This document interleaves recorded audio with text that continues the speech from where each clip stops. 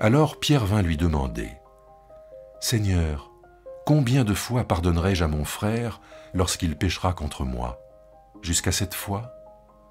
Jésus lui dit, « Je ne te dis pas jusqu'à 7 fois, mais jusqu'à 70 fois 7 fois. » C'est pourquoi il en va du règne des cieux comme d'un roi qui voulait faire rendre compte à ses esclaves. Quand il commença à le faire, on lui en amena un qui devait 10 000 talents. Comme il n'avait pas de quoi payer, son maître ordonna qu'on le vende, lui, sa femme, ses enfants et tout ce qu'il avait, afin de payer sa dette. L'esclave tomba à ses pieds et se prosterna devant lui en disant « Prends patience envers moi, et je te paierai tout. » Ému, le maître de cet esclave le laissa aller et lui remit la dette. En sortant, cet esclave trouva un de ses compagnons d'esclavage qui lui devait 100 deniers. Il le saisit et se mit à le serrer à la gorge en disant « Paye ce que tu dois. » Son compagnon, tombé à ses pieds, le suppliait « Prends patience envers moi, je te paierai. » Mais lui ne voulait pas.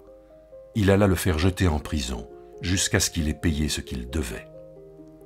En voyant ce qui arrivait, ses compagnons furent profondément attristés. Ils allèrent raconter à leur maître tout ce qui s'était passé. Alors le maître le fit appeler et lui dit « Mauvais esclave, je t'avais remis toute ta dette parce que tu m'en avais supplié. Ne devais-tu pas avoir compassion de ton compagnon, comme j'ai eu compassion de toi ?»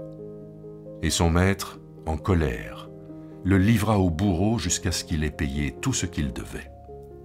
C'est ainsi que mon Père céleste vous traitera, si chacun de vous ne pardonne pas à son frère de tout son cœur.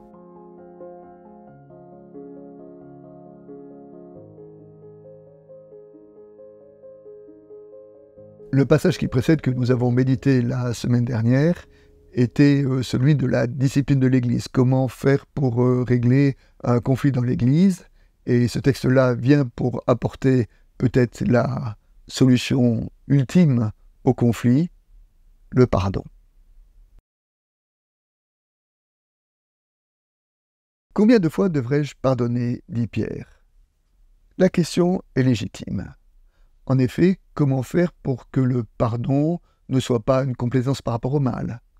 Combien de fois dois-je pardonner? Les réponses rabbiniques de cette époque-là disent que 4 fois c'est bien. Là, en proposant de pardonner 7 fois, Pierre montre une certaine générosité. Et cette générosité, Jésus l'a fait éclater en disant non pas 7 fois, mais 7 fois 70 fois, ce qui est une façon de dire le pardon est infini. Le pardon échappe à la comptabilité, nous devons pardonner. Et d'ailleurs, le 7 fois 77 rappelle le passage de la Genèse lorsqu'il est dit à propos de Lémec, le fils de Caïn. Il est dit une phrase, un verset un peu énigmatique, si Caïn sera vengé 7 fois, Lémec sera vengé 77 fois. On ne comprend pas très bien ce verset, mais on voit bien que là, il y a l'engrenage de la violence, l'engrenage de la réplique, de la rancune. Et à cet engrenage de la violence, Jésus oppose un autre engrenage, c'est l'engrenage du pardon. Combien de fois dois-je pardonner à mon frère? Et le mot important peut-être dans cette demande-là, c'est le mot frère.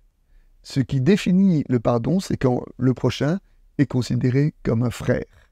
Et alors, entre frères, oui, on doit se pardonner réciproquement. Et à l'inverse, on peut même dire que celui à qui on ne peut pas pardonner, alors il ne devient plus frère, mais il devient ennemi, et alors on change de registre, et peut-être c'est à ce moment-là qu'il faut entendre le verset qui dit « Priez pour vos ennemis, aimez ceux qui vous persécutent. Lorsque le pardon n'est plus possible, il reste encore l'amour. »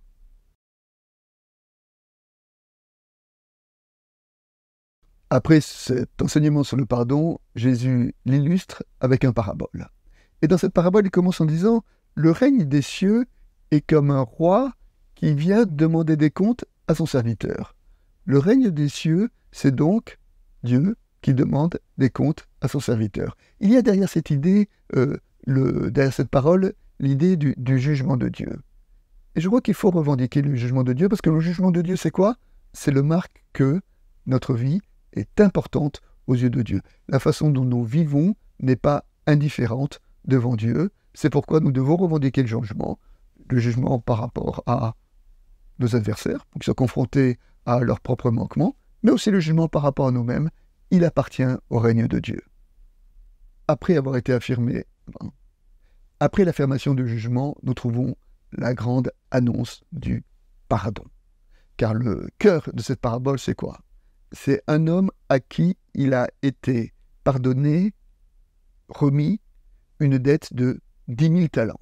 Alors 10 000 talents, il faut qu'on se rende compte, ça représente une somme absolument considérable. Puisque un talent, c'est 6 000 deniers, et 6 000 deniers, c'est le salaire d'une journée de travail. Donc 10 000 talents, c'est 6 000 fois 10 000 journées de travail, c'est-à-dire l'équivalent de 200 000 années de travail. C'est-à-dire que c'est une somme totalement colossale. D'ailleurs, dans la parabole, lorsque l'homme dit « je te rembourserai tout », c'est dérisoire. Il est incapable de rembourser une telle somme. Et c'est en cela que ce texte-là nous dit le pardon incroyable de Dieu qui dépasse tout ce que nous pouvons imaginer. La suite de la parabole montre que l'homme qui a été remis une dette incroyable n'est pas capable de remettre une dette ordinaire sans denier. Sans denier, c'est 3 mois de travail. Et alors, le sens de cette parabole-là, c'est comment faire pour pardonner? Comment faire pour rentrer dans cette économie du pardon? Pour être capable de remettre la dette de notre prochain. Et le sens, c'est d'abord, évidemment, prendre conscience de la dette qui nous a été remise. C'est s'inscrire dans le pardon incroyable de Dieu pour nous, qui peut nous permettre, nous, à notre tour, de rentrer dans cette économie du pardon. Le pasteur Martin Niemöller, qui a été prisonnier pendant la guerre, pasteur allemand, qui est resté 8 ans en prison pour résistance contre Hitler, a dit la chose suivante: être chrétien, c'est être conscient qu'on a autant besoin de pardon que les nazis.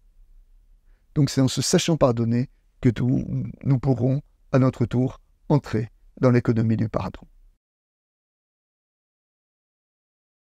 Si vous ne pardonnez pas, vous ne serez pas pardonné, dit Jésus à la fin de notre parabole ou à la fin de notre texte. Comme illustration de ce texte-là, Desmond Tutu raconte, dans son livre sur le pardon, raconte cette petite anecdote. C'est un dessin où nous voyons 3 militaires américains qui étaient devant le monument aux morts des victimes de la guerre du Vietnam. Et il y a un des soldats qui dit aux autres: « Est-ce que vous avez pardonné à ceux qui nous ont retenus prisonniers ?» Et un autre lui dit « Non, jamais je ne pardonnerai. » Alors le premier répond « Alors, tu es toujours leur prisonnier. »